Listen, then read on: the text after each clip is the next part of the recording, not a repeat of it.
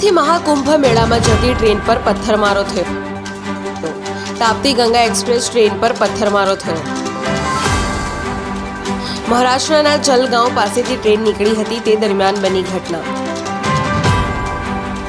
સુરતના Udhna railway station ઉપરથી train આજે ઉપડી હતી. બારીના કાચ તૂટતા શ્રદ્ધાળુઓમાં ભય ફેલાયો. ટ્રેનની અંદર યુવાનો સહિત મહિલા, બાળકો, વૃદ્ધોનો સમાવેશ. ટ્રેનના પેસેન્જરોએ વિડીયો સોશિયલ મીડિયામાં વાયરલ કર્યો.